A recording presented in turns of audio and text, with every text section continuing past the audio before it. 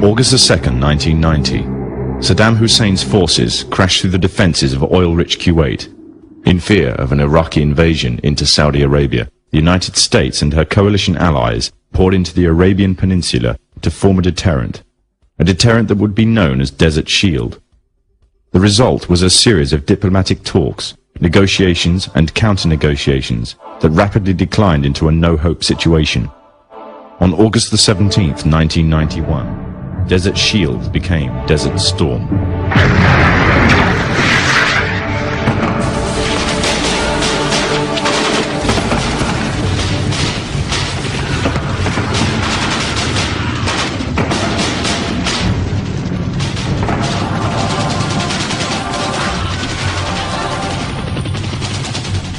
The conflict was witnessed by millions through the eye of CNN and the BBC, showing propaganda of the systematic eradication of Saddam's forces by a coalition far superior in technological, political, and economic power.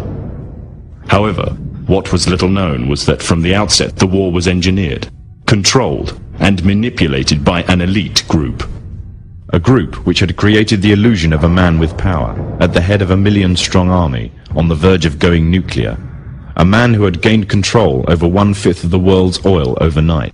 However, in reality, he was merely a pawn, in amongst many pawns, just a puppet in a grand master plan, with the Gulf War as a well-orchestrated stepping stone.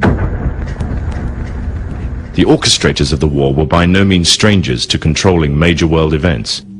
In fact, they have done so for centuries. From the shadows, they have engineered every major war, revolution, and recession. They control everything you read, everything you hear, and everything you see. They have managed to indoctrinate an entire populace to their way of thinking, and have infiltrated key positions in places of authority. And it is from the shadows that they have created a new political order, a new economic order, and more sinister, a new religious order. Their ultimate aim is total global domination, and they will stop at nothing to reach their goal. The goal that was outlined in a speech given by former President of the United States, George Bush. What is at stake is more than one small country. It is a big idea, a new world order.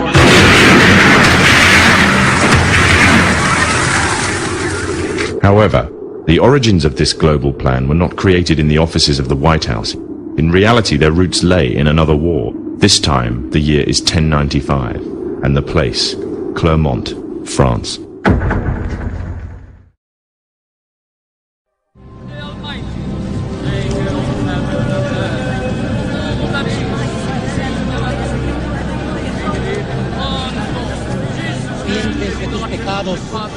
En el nombre del Padre, del Hijo y del Espíritu Santo.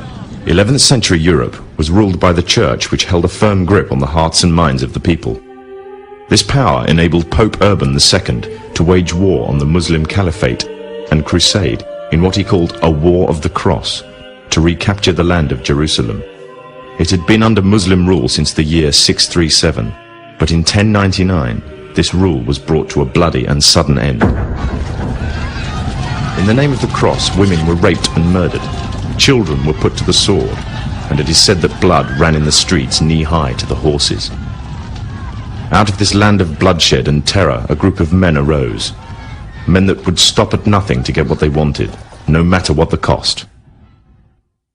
20 years after Jerusalem was taken, the Dome of the Rock was seized by a group of warrior monks calling themselves the Knights of the Temple of Solomon, or more simply, the Knights Templars.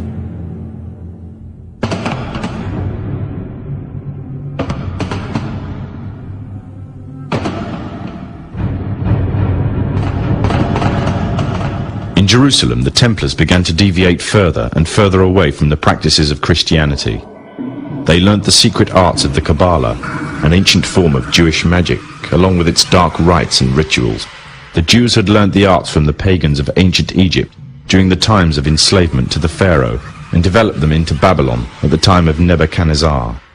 In 1307, King Philippe of France arrested them for charges of denial of Christ, homosexuality, and idol worship, as well as magic. In 1314, Pope Clement V declared all Templars as heretics to Christianity, ordering all their properties to be seized. Their leader, Jacques de Molay, was captured and burnt to the stake. The Templars were cornered, and just when it seemed they were finished forever, a glimmer of hope arose from a seemingly certain end. They were to find a safe haven as well as an ally. But not in France. In fact, in a country in a desperate struggle for independence against the English. The country of Scotland.